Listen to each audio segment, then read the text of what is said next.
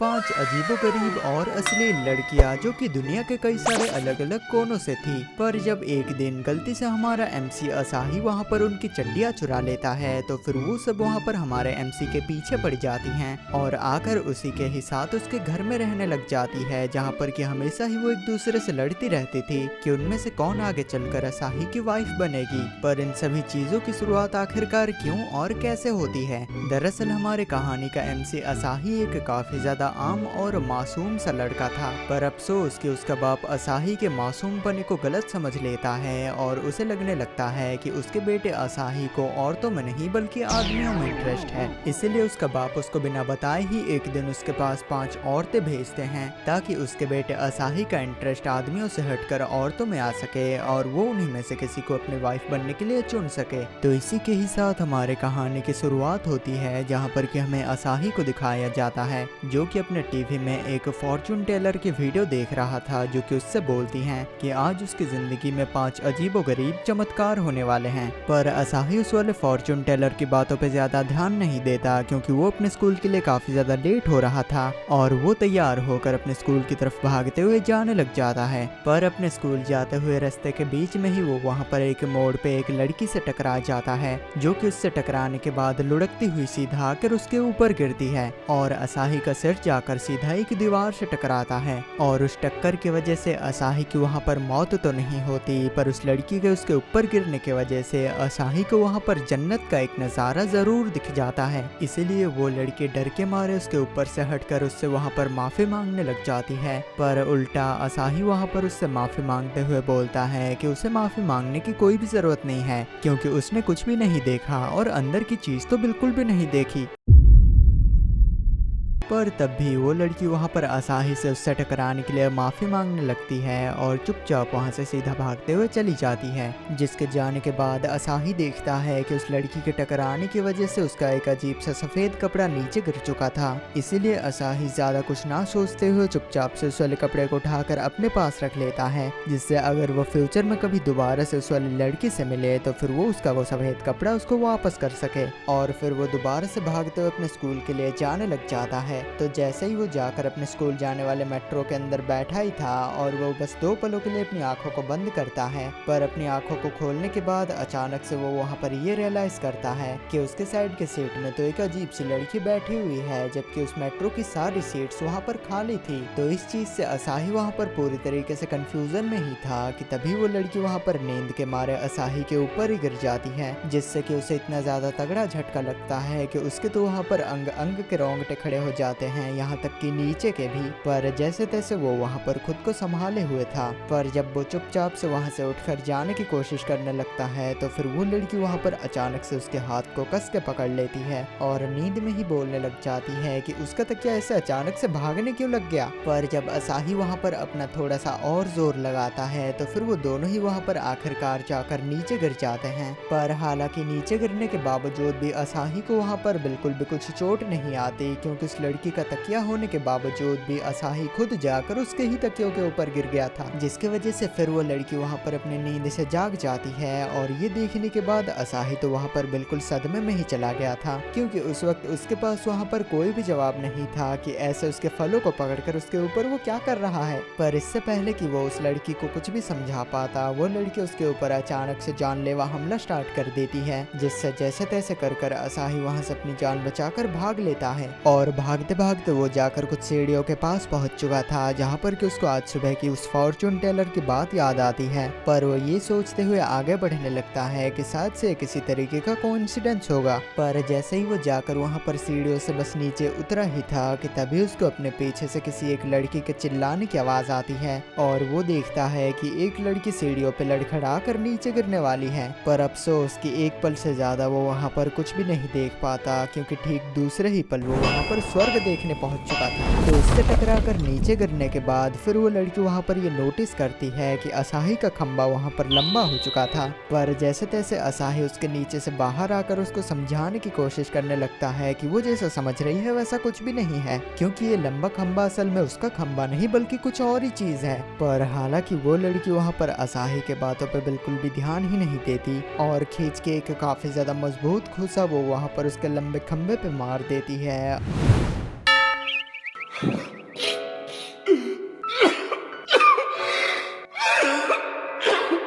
और उसके खम्भे के 36 टुकड़े करने के बाद वो वहाँ से रोते हुए भाग जाती है। पर हालांकि असल में तो वहाँ पर असाही का रोना निकल चुका था, क्योंकि उस वाले घूसे की वजह से वहाँ पर उसके अखरोटों के साथ साथ उसके आगे की पीढ़ी तक रिस्क में आ चुकी थी। पर तब भी उसको तो स्कूल जाना ही था, इसीलिए जैसे तैसे फिर वो वहाँ से अपने अखरोटों को समेटता है और वापस से अपने स्कूल की तरफ जाने लग जाता है। जहाँ पर बीच रास्ते में ही जाते जाते उसको एक क्लीनिंग रोबोट दिखाई पड़ता है, जिसके की आर्म में वहाँ पर एक पिंक कलर का ब्रा फंसा हुआ था। इसलिए असाही उस ब्रा को निकालकर वहाँ पर देखने लग जाता है। पर इससे पहले कि वो वहाँ पर कुछ भी समझ पाता, तभी उसकी तरफ वहाँ पर एक लड़की भागते हुए आने लग जाती है, जो कि उसके ऊपर चिल्लाते हुए ये बोल रही थी कि उसकी हिम्मत कैसे हुई उसके क्लीनिंग रोबोट को हैक कर उसके ब्रा को उसके पास से चुराने की। ये सुनकर असाही वहाँ पर और भी ज्यादा कंफ्यूज हो जाता है। पर इससे पहले कि वो वहाँ पर कुछ भी समझकर इसका जवाब दे पाता, तभी उस क्लीनिंग रोबोट का दिमाग वहाँ पर फिर से खराब हो जाता है और इस बार वो उस लड़की के चड्डी के साथ साथ उस स्कर्ट को चुराने के लिए भी वो वहाँ से उसको घसीटते हुए ले जाता है। तो इस वक्त तक वहाँ पर हमारा असाही भी बुरी तरीके से परेशान हो चुका था, क्योंकि आज उसकी जिंदगी में कुछ भी अच्छा नहीं हो रहा, बल्कि हर लड़की उसको बस ठरकी ही समझी जा रही है। इसलिए वो वहाँ से सीधा चुपचाप स्कूल की तरफ जाने लग जाता है, जहाँ पर इस बार उसको एक पार्क के अंदर एक कुत्ता एक लड़के के साथ डॉगी स्टाइल में खेलते हुए दिखाई पड़ता है। क्या पेलते हुए? हे राम, मैं कान फट क्यों नहीं गए? खैर, तो असाही फिर वहाँ से इस चीज़ को इग्नोर कर जाने लग जाता है। पर तभी अचानक से ही फिर वहाँ पर उस ठरकी कुत्ते का मूड बदल जाता है और वो उस वाले लड़के को छोड़कर सीधा ही वो वहाँ पर असाही की तरफ धावा बोल देता है, क्योंकि शायद उस ठरकी कुत्ते को उस वाले लड़के की जड़ी बूटी से ज्यादा हमारे असाही की जड़ी बूटी पसंद आ गई थी। तो जब तक वो ठरकी कुत्ता वहाँ पर असाही के ऊपर चढ़ा हुआ था, तब तक वो लड़का आकर वहाँ पर असाही का शुक्रिया अदा करता है, अनजाने में ना चाहते हुए उसके पिछवाड़े को एक ठरकी कुत्ते से बचाने के लिए। ये बोलकर वो लड़का वहाँ से रोते हुए भाग जाता है और हमारा बेचारा असाही वहीं पर ही फंस जाता है। बट तब भी असाही भी वहाँ से जैसे तैसे कर अपना पिछवाड़ा बचाकर अपने क्लास तक आ जाता है। पर उसके पहुँचने तक वो अपने क्लास के लिए काफी ज्यादा लेट हो चुका था और उनकी क्लास ऑलरेडी से ही स्टार्ट हो चुकी थी। इसीलिए असाही वहाँ पर छुपकर अपने क्लास सेट की तरफ रेंगते हुए जाने लग जाता है। पर तभी अचानक से ही वो वहाँ पर ये रियलाइज करता है कि आज सुबह से वो जितनी भी सारी लड़कियों से टकराया है, जन्नत दिखाने से लेकर जन्नत तक ले जाने वाली हर एक लड़की दरअसल उनके क्लास की एक न्यू ट्रांसफर स्टूडेंट है और वो सभी आज से ही उसके ही साथ उसके घर में रहने वाली हैं। तो इसीलिए उनकी क्लास की टीचर वहाँ पर असाही को उन सभी लड़कियों के सामने खुद को इंट्रोड्यूस करने के लिए बोलती हैं। पर चाहकर भी असाही उन लड़कियों के सामने अपनी ट्रू आइडेंटिटी रिवील नहीं कर सकता था, क्योंकि आज सुबह से ही उन सभी के साथ जो कुछ भी सारा कांड हुआ था, अगर उन सभी को असाही की असलियत पता चल जाती तो फिर तो वहाँ पर असाही की खैर नहीं। इसीलिए असाही वहाँ पर एक काफी ही अजीबोगरीब चेहरा बनाकर उन सभी के सामने खुद को इंट्रोड्यूस करने लग जाता है। बट जल्द ही उन सभी लड़कियों को वहाँ पर ये रियलाइज हो जाता है कि ये तो वही ठरकी मानुस है जो कि आज सुबह से ही उनके साथ कांड करते हुए आ रहा है। तो असाही की असली आइडेंटिटी पता चलते ही फिर वहाँ पर अगले ही सीन में हम लोग देखते हैं कि असाही के गाल वहाँ पर पूरी तरीके से लाल पड़ चुके थे, उन लड़कियों के पप्पियों की वजह से नहीं, बल्कि ढेर सारे झापड़ खाने की वजह से। और उसी ही दिन के दोपहर को असाही का दोस्त योशियो वहाँ पर उससे बोलता है कि उसने उन वाली लड़कियों के बारे में काफी सारी इंफॉर्मेशन कलेक्ट की है और वो एक एक कर उन सभी लड़कियों के बारे में असाही को बताने लगता है, जिनमें से वो लड़की जिसने की एक मोड़ पर असाही को टक्कर मारकर उसको जन्नत दिखाई थी, उसका नाम है आयो और वो खाना बनाने में और सिलाई वगैरह करने में काफी ज्यादा अच्छी है। देन अगली फिर वो लड़की जो कि असाही को मेट्रो में मिली थी और वो असाही को अपना बॉडी पिलो समझकर उससे बुरी तरीके से चिपट चुकी थी, जिसके आखिर में उसको ही असाही को अपने दोनों पिलो के ऊपर सुलाना पड़ गया था। उसका नाम है मंगफा और वो चाइना की एक काफी ज्यादा पॉपुलर टीचर है। अगली फिर वो सीढ़ियों वाली लड़की जिसने की असाही को 2 पलों के अंदर ही जन्नत दिखा दी थी और आखिरकार वो उसके लंबे खंबे के 36 टुकड़े कर वहाँ से भाग गई थी। उसका नाम है कैरिन, वो एक जर्मनी की स्टूडेंट है और साथ ही साथ वो वहाँ पर एक काफी ज्यादा पॉपुलर मॉडल भी है। अगली फिर वो ब्रा वाली लड़की जिसने की असाही के ऊपर एक ठरकी लड़के होने का इल्जाम लगाया था। उसका नाम है अमीलिया और वो एक अमेरिका की ट्रांसफर स्टूडेंट है। और आखिर में इलिया, जिसके की पिछवाड़े को पार्क में असाही ने एक डॉगी से बचाया था, वो एक मंगोलिया का ट्रांसफर स्टूडेंट है। तो फिर बाद में असाही फिर वहाँ से जब कैफेटेरिया में आता है कुछ खाना लेने के लिए, तो फिर उसको पता चलता है कि लेट आने की वजह से सारा खाना खत्म हो चुका है और उसके खाने के लिए कुछ भी नहीं बचा। पर हालांकि उसको ज्यादा देर तक भूखा नहीं रहना पड़ता, क्योंकि जल्द ही वहाँ पर आयोई आ जाती है, जो कि उसके ऊपर ठरकी होने का इल्जाम लगाते हुए उसको वहाँ पर कई सारे झापड़ पेल देती है और काफी सारे थप्पड़ खाकर वहाँ पर असाही का पेट भर जाता है। पर तभी असाही फिर वहाँ पर ये नोटिस करता है कि उसके ही तरह लेट आने की वजह से कैरन को भी वहाँ पर खाने के लिए कुछ भी नहीं मिला और कैरन को भूखा ना रहना पड़े, इसलिए असाही उसका पेट भरने के लिए फिर वो वहाँ पर उसको अपना केला ऑफर करता है।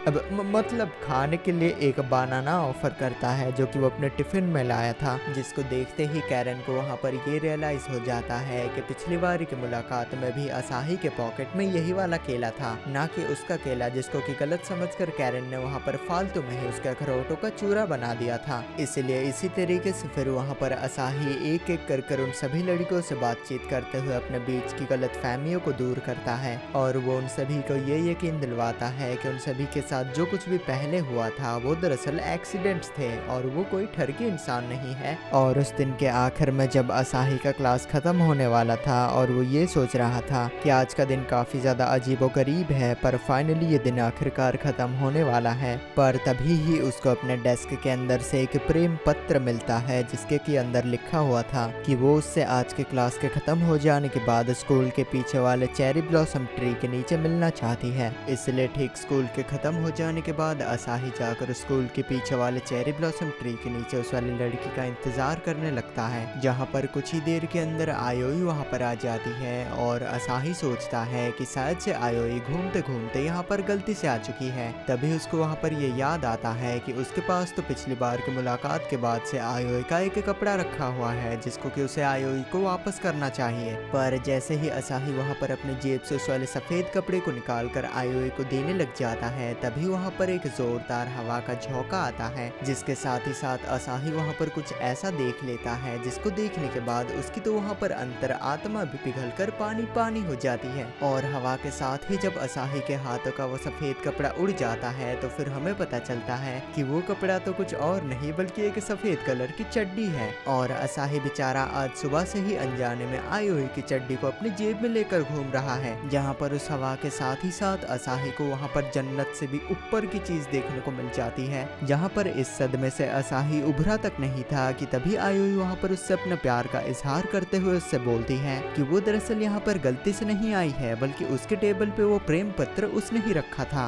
पर असाही तो वहाँ पर जन्नत देखने के बाद बिल्कुल सदमे में ही जा चुका था, इसीलिए वो सोचता है कि शायद से ये लड़की अपने चड्डी खो जाने के गम में उत्तेजित हो चुकी है और बल्कि वो उससे असल में प्यार नहीं करती। पर तभी अचानक से पता नहीं क्यों वहाँ पर आयोई की जोरदार चीख निकल जाती है, क्योंकि उसने अपने चड्डी को एक पेड़ के ऊपर टंगा हुआ देख लिया था और उसको ये समझ में आ चुका था कि आज सुबह से ही वो बिना चड्डी के घूम रही है और काफी सारे लोगों को उसके नज़ारे मिल चुके हैं, जिनमें से एक असाही भी है। पढ़ने नहीं, टेप नहीं, चू और बल्कि उसके चड्डी को तो सुबह से असाही ही अपने पास रखा हुआ है। तो इन सभी चीज़ों से आयोई वहाँ पर काफ़ी ज़्यादा एम्बैरेस्ड हो जाती है और चिल्लाते हुए वहाँ से भाग जाती है। और ये सब कुछ देखकर असाही के वहाँ पर कुछ भी पल्ले ही नहीं पड़ता, इसलिए वो वहाँ से चुपचाप वापस से अपने घर आने लग जाता है, जिसके बीच ही दोबारा से उसकी मुलाकात इलिया से हो जाती है, जो कि फिर से उससे एक और बार उसका पिछवाड़ा बचाने के लिए उसका शुक्रिया अदा करता है। पर साथ ही साथ अजीब कारणों से आखिर में वो उससे अपने प्यार का इजहार भी कर देता है, जबकि वो एक लड़का था। खैर इस चीज को वहाँ पर प्रोसेस करने के लिए असाही को बिल्कुल भी वक्त ही नहीं मिलता, क्योंकि उससे पहले ही वहाँ पर मंगफो आ जाती है, जो भी असाही से अपने प्यार का इजहार करती है और उसको फिर वो वहाँ से घसीटते हुए अपने साथ ले जाती है और एक पतली सी गली के अंदर लाकर वो उसके गले से अपने मुंह का इस्तेमाल करते हुए प्रोटीन कलेक्ट करते हुए उससे बोलती है कि वो आज से ही वो उसको अपने टीचर की तरह ना देखते हुए एक औरत की तरह देखे।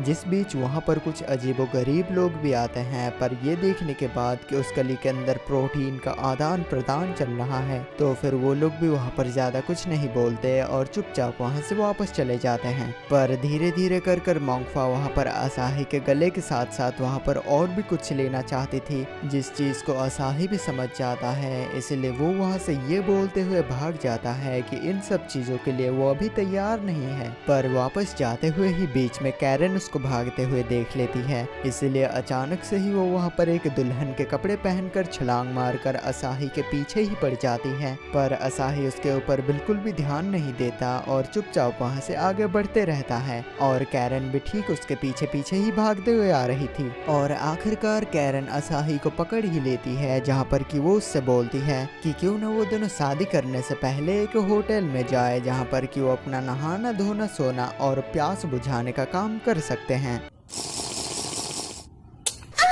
ये सुनकर सरप्राइजिंगली असाही वहाँ पर उसके इन चीज़ों के लिए मान जाता है। पर जैसे ही वो दोनों जाकर उस वाले होटल के सामने पहुँचते हैं तो असाही उससे बोलता है कि उसे इन चीज़ों के लिए तैयार होने के लिए थोड़ा सा टाइम चाहिए, इसीलिए वो थोड़ी देर के लिए अपनी आंखों को बंद करे जब तक कि वो खुद को इन चीज़ों के लिए तैयार कर लेता है। पर जैसे ही कैरन वहाँ पर अपनी आंखों को बंद करती है तो फिर असाही वहाँ से बिना बताए ही चुपचाप से वहाँ से निकल लेता है। पर कुछ ही वक्त के बाद चलते चलते असाही वहाँ पर अमेलिया के पास पहुंच जाता है, जो कि अपना भेस बदली हुई थी और ये प्रिटेंड कर रही थी कि वो यहाँ से आने जाने वाले हर एक इंसान के सिग्नेचर्स ले रही है अपने स्कूल प्रोजेक्ट के लिए। इसलिए असाही वहाँ पर ज्यादा कुछ सवाल जवाब ना करते हुए उसके दिए गए पेपर पे सिग्नेचर करने लग जाता है। पर जल्द ही उसको वहाँ पर ये रियलाइज हो जाता है कि ये पेपर तो असल में एक मैरिज सर्टिफिकेट है, जिसके दूसरी तरफ अमेलिया के सिग्नेचर्स हैं। इसलिए वो गुस्से में वहाँ पर वो सर्टिफिकेट को नीचे फेंक के वहाँ से जाने लग जाता है, जिससे अमेलिया वहाँ पर थोड़ी सी दुखी हो जाती है। पर तभी फिर से वहाँ पर दोबारा से वो क्लीनिंग रोबोट आकर उसका ब्रा चुरा लेता है। और जब इन सभी चीजों से असाही परेशान होकर आखिरकार अपने घर में पहुँचता है तो फिर उसको पता चलता है कि वो 5 लड़कियां तो ऑलरेडी से ही उसके घर के अंदर घुसी हुई हैं, जिनको देखते ही जल्दी से असाही वहाँ पर घर का दरवाजा बंद कर लेता है और ये सोचने लगता है कि शायद से गलती से वो किसी और दूसरे के घर में आ चुका है। पर तभी वो लड़कियां उस घर का दरवाजा खोलती है और उसको ये चीज कंफर्म करवाती है कि ये उसका ही घर है, और बल्कि वो 5 लड़कियां ही यहाँ पर उसके साथ रहने के लिए आई है, क्योंकि उसके बाप ने यहाँ पर उनको भेजा है ताकि वो यहाँ पर उसके साथ रह सके और उन्हीं में से ही किसी को असाही को अपना वाइफ चुनना पड़ेगा। इसलिए असाही वहाँ पर रुखे सुखे मन से उन सभी को उसके घर में रहने की इजाजत दे देता है, क्योंकि वो अपने बाप के फैसलों पे मना तो नहीं कर सकता। पर जल्द ही उसको वहाँ पर ये एहसास हो जाता है कि उसकी अकेली और शांत से जिंदगी खत्म हो चुकी है, क्योंकि खाना खाते टाइम वो सभी लोग आपस में एक दूसरे से बस लड़े जा रहे थे असाही को अपने हाथों से खाना खिलाने के लिए। और यहाँ तक कि जब असाही अपने बाथरूम में नहाने के लिए जाता है तो फिर वो सभी लोग वहाँ पर भी एक दूसरे से लड़े जा रहे थे कि असाही के साथ कौन नहाने वाला है, जहाँ पर एक एक कर असाही उन सभी को तो अपने बाथरूम से बाहर निकाल देता है। पर ऑलरेडी ही अमेलिया उसके बाथटब के अंदर छुपी हुई थी। इन चीजों से परेशान होकर असाही वहाँ पर आखिरकार एक शांत जगह ढूंढते हुए जाकर अपने कमरे में पहुंचता है, जहां पर कि वो पहले तो अच्छी तरीके से अपने कमरे को चेक करता है कि कहीं वहां पर तो कोई लड़की नहीं छुपी हुई। पर अपने रूम को चेक कर लेने के बाद जैसे ही वो जाकर अपने बेड पे थोड़ा सा आराम करने लगता है तो फिर तभी वो देख पाता है कि मोंगफा तो वहां पर ऑलरेडी ही उसके रूफ के ऊपर चिपकी हुई थी। इसलिए इन सभी चीजों से गुस्सा होकर असाही वहां पर उन सभी लोगों को एक जगह पर बुलाता है और उनसे बोलता है कि उन सभी को उसके घर से जाना होगा, क्योंकि यहाँ पर वो सभी लोग उसको काफी ज्यादा परेशान कर रहे हैं।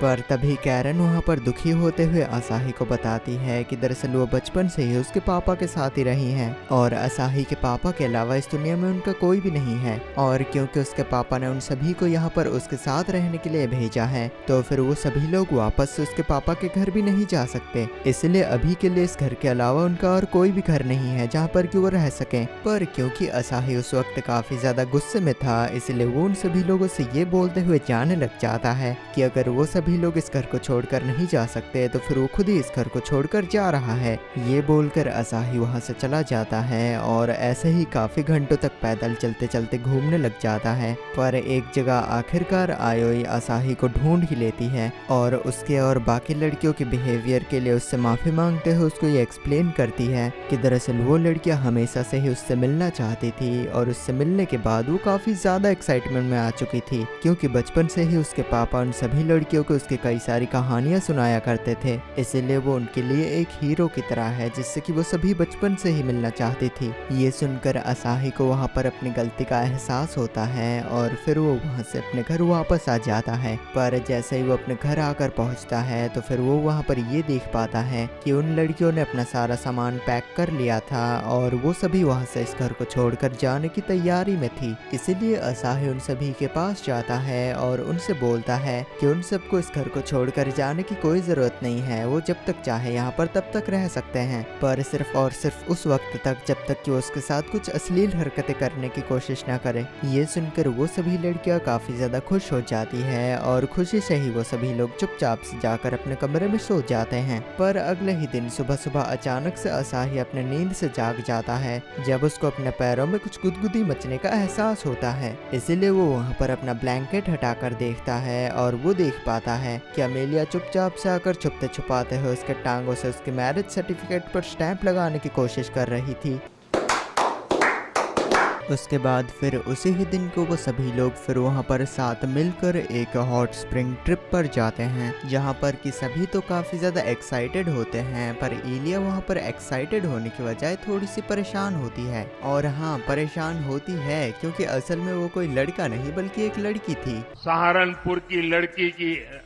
और क्योंकि उसने सभी को ये बता रखा था कि वो एक लड़का है, इसी वजह से अब उसको मजबूरी में असाही के साथ ही मेंस हॉट स्प्रिंग में जाना पड़ेगा। तो क्योंकि असाही भी उसको एक लड़का ही समझता था तो फिर उसके साथ वो काफी ज्यादा कंफर्टेबल हो चुका था और एक आम दोस्त की तरह बर्ताव कर रहा था, जैसे कि जाकर उसके पिछवाड़े पे हाथ मारना। अब ये तो नहीं करते आम दोस्त। खैर, इन सब चीजों से इलिया भी वहाँ पर काफी ज्यादा शर्म से पानी पानी हो चुकी थी, पर तब भी वो वहाँ पर असाही के सामने अपने सच्चाई बताने की हिम्मत नहीं जुटा पाती। पर जैसे ही वो असाही के साथ एक ही हॉट स्प्रिंग में जाती है तो फिर वो वहाँ पर बिल्कुल ही बुरी तरीके से पैनिक कर जाती है और भागने के चक्कर में वो एक साबुन के ऊपर पैर रखकर फिसलकर नीचे गिर जाती है और बेहोश हो जाती है। देन जब काफी देर के बाद इलिया अपने होश में वापस आती है तब तक ऑब्वियसली असाही को वहाँ पर उसकी सच्चाई पता चल चुकी थी, पर फिर भी असाही इलिया को वहाँ पर ये दिलासा देता है कि वो ये सच्चाई किसी को भी नहीं बताएगा। इसलिए आगे फिर इलिया वहाँ पर असाही को अपनी कहानी बताती है कि उसे एक लड़के की तरह एक्ट क्यों करना पड़ रहा था,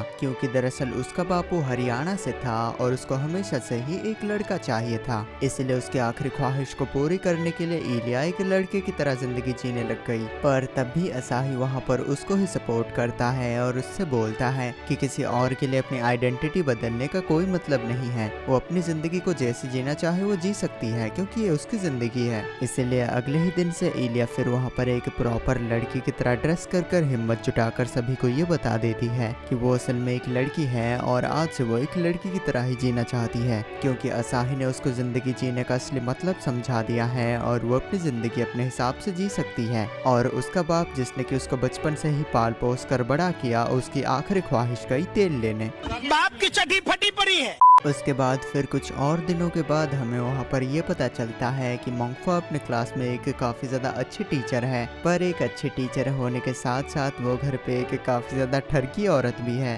क्योंकि घर पर बस 2 घूंट दारू मारने के बाद तो वो असाही के ऊपर सीधा ही झपटने लग जाती थी और हमेशा ही बाकी लड़कियों को बीच में आकर असाही को उस ठरकी औरत से बचाना पड़ता था। पर जब एक दिन खाना खाने के बाद असाही अपने कमरे में सोने के लिए आता है तो फिर ठीक उसको अपने बेड के ऊपर चादर के अंदर एक मर्दाना सा आदमी मिलता है, जो कि असल में मोंगफा के एनिमी टीम से था और वो वहाँ पर असाही को किडनैप करने के लिए आया था। तो वो बंदा फिर वहाँ पर असाही को किडनैप कर अपने साथ ले जाता है और अपने हाइड आउट पे जाकर वो असाही के सारे कपड़े निकाल कर वो उसको एक चेन सॉ के आगे बांध देता है, इस उम्मीद में कि शायद से असाही को बचाने के लिए मोंगफा वहाँ पर आकर उनके सामने खुद को सरेंडर कर देगी। और उनकी ये तरकीब वहाँ पर कारगर साबित होती हुई भी दिखाई देती है, क्योंकि सच्ची में वहाँ पर मोंगफा असाही को बचाने के लिए आ चुकी थी, पर सरेंडर करने के बजाय वहाँ पर मोंगफा खुद ही जाकर उन सभी को पीट पीट कर उन सभी का वहाँ पर पानी निकाल देती है। पर जब मोंगफा वहाँ पर ये नोटिस करती है कि उस लड़ाई के बीच में वहाँ पर असाही को चोट लग चुकी है, तो फिर वो अपने स्कर्ट का एक पीस फाड़ कर असाही के हाथों पे बांध देती है जहाँ पर कि उसको चोट लगी हुई थी। जिसके साथ ही साथ उसके दिमाग में वहाँ पर ये बात भी चल रही थी कि कहीं उसके दुश्मनों की वजह से असाही की जान खतरे में ना आ जाए, इसलिए वो असाही को वहाँ से चले जाने के लिए बोलती है। पर जब असाही उसको छोड़कर नहीं जाता तो फिर वो एक बंदूक को उठाकर असाही की तरफ तान देती है और उसको वहाँ से चले जाने के लिए बोलती है, जिस वजह से आखिरकार असाही को वहाँ पर मजबूरी में मोंगफा को वहाँ पर अकेला छोड़कर जाना ही पड़ता है। देन उसके बाद फिर मोंगफा वहाँ पर जाकर अपने दुश्मन से लड़ने लग जाती है। पर सरप्राइजिंगली तब उसको वहाँ पर ये पता चलता है कि उसके साथ लड़ाई कर कर उसको हराने के लिए उसके दुश्मन ने खुद को एक रोबोट में बदल दिया है, और एक रोबोट से लड़ाई करना तो काफी ज्यादा मुश्किल था, इसलिए मोंगफा वहाँ पर धीरे धीरे कर कर हारने लग जाती है। जिसके आखिर में जैसे ही वो एनिमी वहाँ पर मोंगफा को बस मारने ही वाला था कि तभी फिर से वहाँ पर असाही मोंगफा की जान को बचाने के लिए आ जाता है। तो असाही तब वहाँ पर अपने कई महीनों के कलेक्ट किए हुए प्रोटीन को उस वाले एनिमी के ऊपर डाल देता है। देन वो एक इलेक्ट्रिक रॉड से जाकर उस वाले एनिमी रोबोट को एक इतना खतरनाक सा झटका देता है जिसकी वजह से उसके सारे फीचर्स वहाँ पर मेल फंक्शन करने लग जाते हैं। और इसी मौके का फायदा उठाकर मोंगफा जाकर उस रोबोट के ऊपर एक जानलेवा हमला करती है जिससे वो रोबोट बच ही नहीं पाता। और क्योंकि असाही मोंगफा की जान बचाने के लिए अपनी जान की परवाह ना करते हुए फिर से वापस आया था, तो फिर इसीलिए मोंगफा वहाँ पर असाही का शुक्रिया अदा करने के लिए वो उसको वहाँ पर एक जादू की झप्पी देती है, दोनों जादू के बीच की झप्पी। तब फिर कुछ ही दिनों के बाद जब फिर असाही मार्केट से अपने घर वापस आ रहा था तो फिर उसके ऊपर हमला करने के लिए वहाँ पर एक अजीब सा रोबोट आ जाता है, जिसको देखकर असाही सोचता है कि शायद से ये मोंगफा के दुश्मन लोग फिर से उसके ऊपर हमला करने के लिए आ चुके हैं। पर वो मोंगफा के दुश्मन नहीं थे, बल्कि वो तो सिर्फ और सिर्फ वहाँ पर लोगों को मारने के लिए आए थे। पर इससे पहले कि वो रोबोट वहाँ के लोगों को कुछ भी नुकसान पहुँचा पाता, उसके बीच में वहाँ पर एक मैजिकल गर्ल आ जाती है जो कि अपना मैजिकल हमला कर कर उस वाले रोबोट का खेल खत्म कर देती है। इसीलिए तब अगले ही दिन असाही जाकर अपने दोस्त योशियो को उस वाले मैजिकल गर्ल के बारे में बताने लगता है। पर अपने दोस्त से भी ऐसी बातें सुनने के बाद योशियो को उसके बातों पर भरोसा ही नहीं होता। तभी फिर अचानक से उन दोनों के ही बीच में वहाँ पर कैरन आ जाती है। पर इससे पहले कि वो वहाँ पर उन दोनों को कुछ भी बोल पाती, वो देखते हैं कि उनके शहर के बीचों बीच फिर से एक काफी बड़ा सा और अजीबोगरीब रोबोट आ चुका था। तो वो रोबोट फिर से वहाँ पर असाही के ऊपर हमला कर देता है, जिसको बचाने के लिए वहाँ पर मोंगफा उसको एक धक्का मार के दूर हटा देती है, जिससे उस हमले से असाही तो बच चुका था। पर अफसोस कि उसका दोस्त योशियो उस वाले हमले के चपेट में आ जाता है, जिससे कि वो काफी ज्यादा जख्मी हो जाता है। तभी असाही को वहाँ पर ये नोटिस होता है कि कैरन उस वक्त उन सभी के बीच में नहीं होती, इसलिए असाही फिर वहाँ पर उन सभी को छोड़कर कैरन को ढूंढने के लिए निकल पड़ता है। जिसके आखिर में उसको कैरन एक जगह पर मिल जाती है जहाँ पर कि वो उसी मैजिकल गर्ल में ट्रांसफॉर्म हो रही थी जिसने कि पिछले ही दिन उस वाले रोबोट से असाही की जान बचाई थी। जिस वक्त कैरन के साथ वहाँ पर उसका एक छोटा सा मैजिकल बनी भी होता है, तो तब कैरन फिर वहाँ पर असाही को उसके मिल्क से मिल्क शेक बनाने के लिए बोलती है,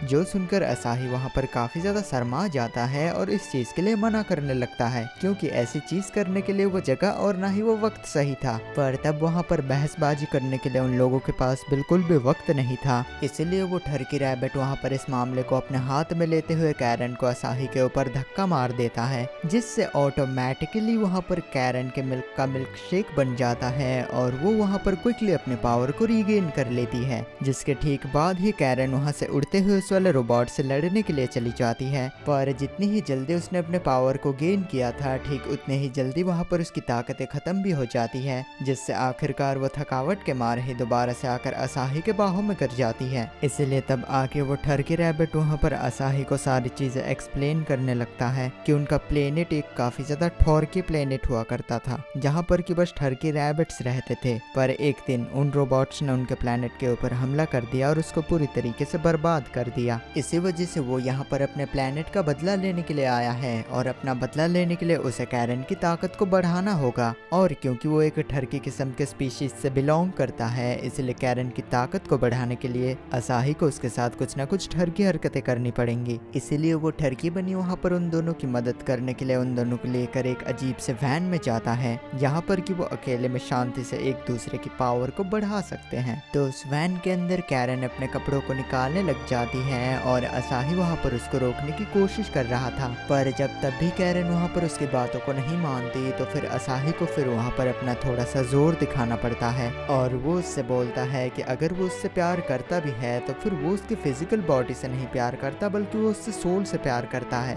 भले ही ये डायलॉग थोड़ी सी फिल्मी थी, पर ये काम कर जाती है। तो असाही जाकर वहाँ पर उन सारे रोबोट्स का ध्यान भटकाने लगता है। जिस बीच असाही का उसके लिए इतना ज्यादा केयर और लव देखने के बाद कैरन वहाँ पर अपने मैक्सिमम लेवल में ट्रांसफॉर्म हो जाती है एंड आगे वो जाकर उन वाले रोबोट से लड़ने लग जाती है, जहाँ पर कि रोबोट्स के टीम का पलड़ा थोड़ा सा भारी लग रहा था। पर तभी फिर असाही भी वहाँ पर कैरन की मदद करने के लिए आ जाता है, जिसके आखिर में फाइनली वो दोनों वहाँ पर साथ मिलकर उन वाले रोबोट्स को हरा ही देते हैं। इसी वजह से कुछ ही दिनों के अंदर वो सभी लोग फिर वहाँ पर एक बीच में कुछ दिनों के लिए घूमने के लिए जाते हैं, जहाँ पर कि वो सभी लोग साथ में काफी ज्यादा मजे करते हैं। और इस तरीके से असाही वहाँ पर उन सभी में से किसी एक को भी अपने वाइफ की तरह चुने बगैर ही वहाँ पर उन सभी के साथ वाइफ्स की तरह रहने लग जाता है। और गाइस, अगर आपको ये वाली कहानी सुनने में मजा आया तो फिर अभी के अभी स्क्रीन पे बनी हुई वीडियो पे क्लिक कीजिए और जाकर इसको देखिए, जिसके अंदर मैंने एक ऐसे बदसूरत लड़के की कहानी बताई है जिसको कि कोई भी लड़की भाव तक नहीं डालती थी। इसी वजह से एक दिन उसका बाप उसके पास 9 औरतें भेजता है ताकि वो उनमें से किसी को अपनी एक वाइफ की तरह चुन सके।